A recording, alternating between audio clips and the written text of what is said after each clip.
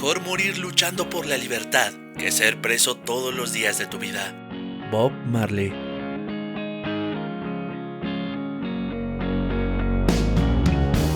Hola, yo soy Eduardo Aguilar y un día, mientras me inspiraba en la música para crear historias, vino a mí la pregunta: ¿cuáles fueron las historias que inspiraron a la música?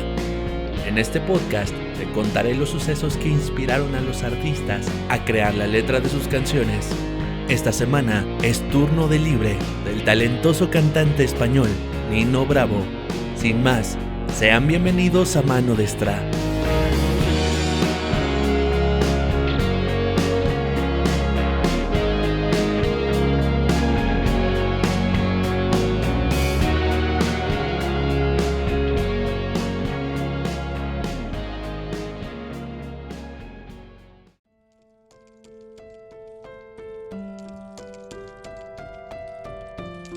Compuesta en el año 1972 por José Luis Armenteros y Pablo Herrero, adaptada a las características de la voz de Nino Bravo.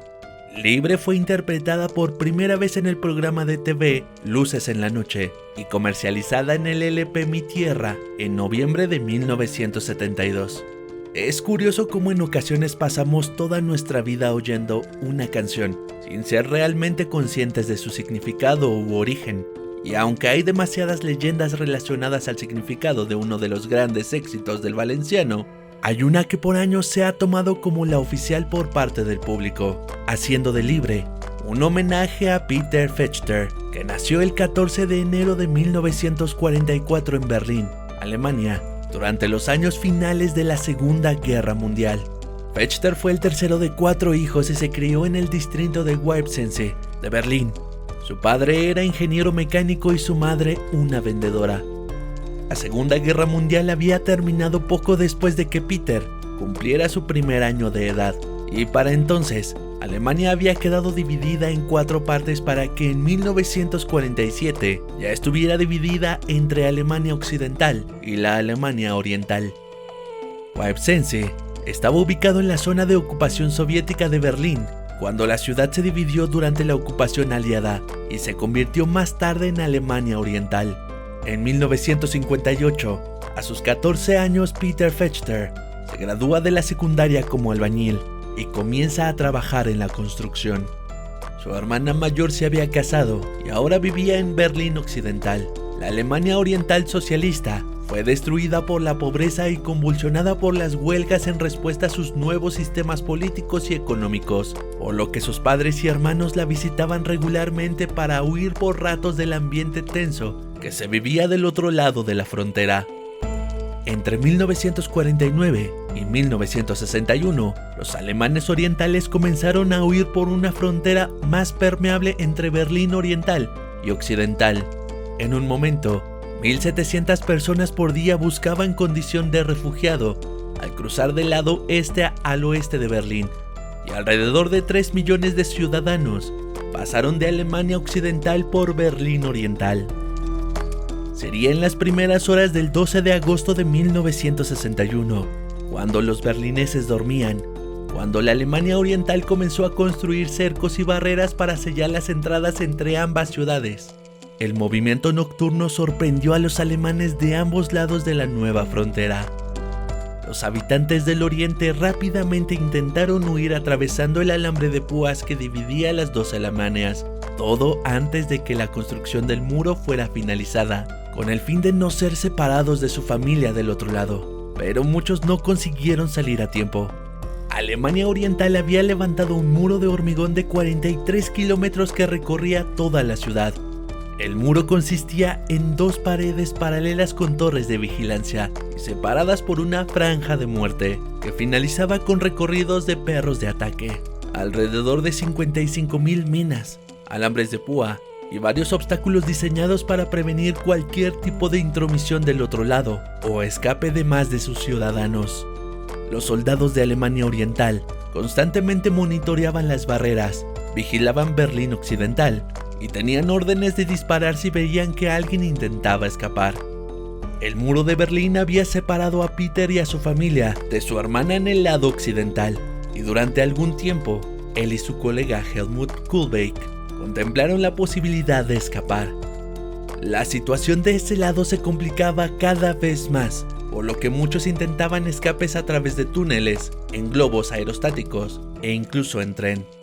Poco más de un año después de la construcción del muro, el 17 de agosto de 1962, Fechter, quien tiene casi 20 años y ya está cansado de soñar, intenta escapar a la Alemania Oriental, junto con su amigo Helmut, tras serle negado un viaje legal a la Alemania Occidental.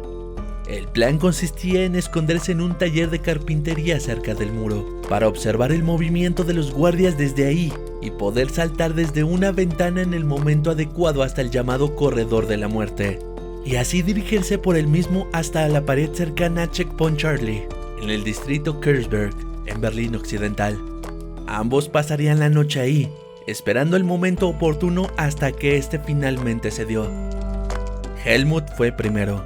Lastimándose en los alambres de púas, pudo saltar el primer muro. Mientras atravesaba el Corredor de la Muerte, Peter fue divisado por los guardias Rolf Friedrich y Erich Schreiber, y sin mediar advertencia, comenzaron a dispararle. Mientras Helmut saltó al segundo muro y llegó al lado occidental, Peter, que se encontraba subiendo apenas el primero, fue herido por una bala en la pelvis, se enredó en los alambres y cayó al Corredor de la Muerte del lado oriental, donde se quedó a la vista de la gente situada en el lado occidental, en la cual se incluían periodistas, policías y hasta civiles. Desde la Alemania donde se encontraba Helmut, podría verse el cuerpo agonizante de Peter, pero ningún civil ni la policía querían intervenir por miedo a iniciar un incidente internacional, mientras que los guardias del otro lado ya no veían el cuerpo, por lo que tampoco hicieron algo. A pesar de sus gritos, Peter no recibió ayuda médica de ninguna parte y se desangró hasta fallecer aproximadamente una hora más tarde, cuando por fin su cuerpo fue recogido por el lado oriental. Momentos más tarde, se formó una manifestación espontánea del lado oeste, que gritaba asesinos a los guardias de la frontera. Era claro que la falta de ayuda a Peter Fechter se debió al miedo mutuo. El jefe del pelotón de frontera de Alemania Occidental afirmó haber tenido miedo de intervenir, dado que se presumía que 3 días antes, en otro incidente, un soldado del lado oriental había fallecido por un disparo de un policía occidental en las manifestaciones del primer aniversario de la construcción del muro. Durante la tarde hubo protestas en Berlín Occidental, no solo contra la República Democrática Alemana, sino también contra las fuerzas militares de Estados Unidos, a las que se les acusaba de pasividad. El alcalde de Berlín, Willy Brandt, intentó calmar a la población, pero a medianoche, unas 10.000 personas se manifestaron e incluso tiraron piedras contra el autobús de tropas rusas que se dirigían al monumento en Berlín Occidental que custodiaban.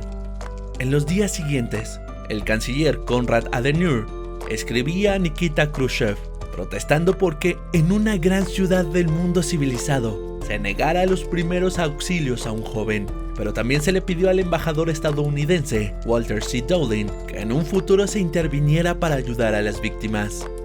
35 años más tarde, en marzo de 1997, los 2 antiguos guardias fueron acusados por el fallecimiento de Fechter y allí admitieron haber disparado. Durante el juicio también quedó claro que las heridas de Fechter eran mortales, de manera que de haber sido asistido, habría perecido de igual manera. Sin embargo, en el libro Muerte en el Muro, el caso de Peter Fechter, los periodistas Lars Burder Kiel y Sven Felix Kellerhoff aunaron en esa interrogante y elaboraron una minuciosa reconstrucción de los hechos que demuestra que una intervención desde cualquiera de los 2 lados hubiera salvado la vida del joven, en lugar de desatar un tiroteo como se justificó en aquel entonces. Los oficiales fueron hallados culpables y condenados a 1 año de prisión, en libertad bajo custodia.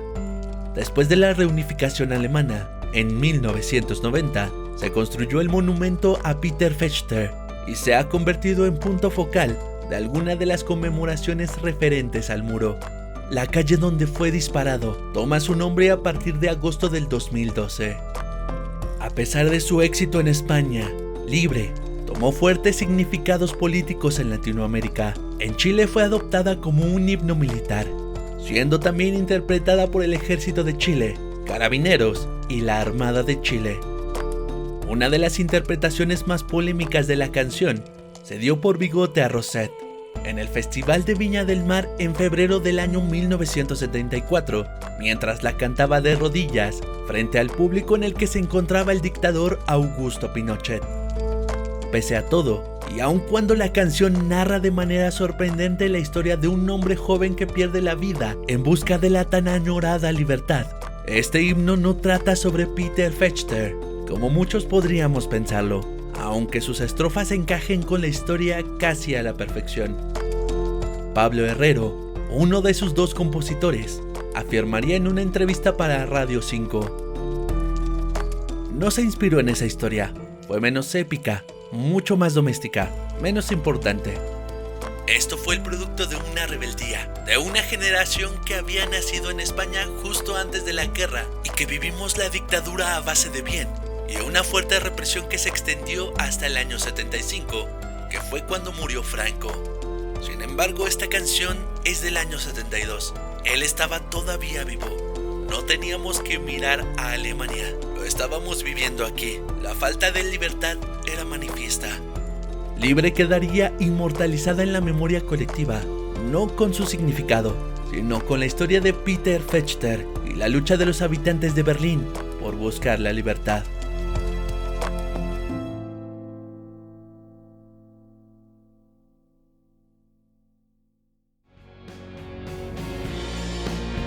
¿Cómo le describiríamos el mundo a un ser querido que no es capaz de verlo? En nuestro siguiente episodio, Haz de Luz, de Raiden. Muchísimas gracias por haberme escuchado. Yo soy Eduardo Aguilar y los martes en punto de las 6 de la tarde tenemos una cita aquí con un nuevo episodio. Si te ha gustado, te invito a que compartas, dejes un comentario y no olvides seguirnos en nuestras redes sociales. Recuerda que puedes escucharnos a través de diferentes plataformas como Spotify, Apple Podcast, Amazon Music y YouTube. Por hoy ha sido todo. Hasta la próxima.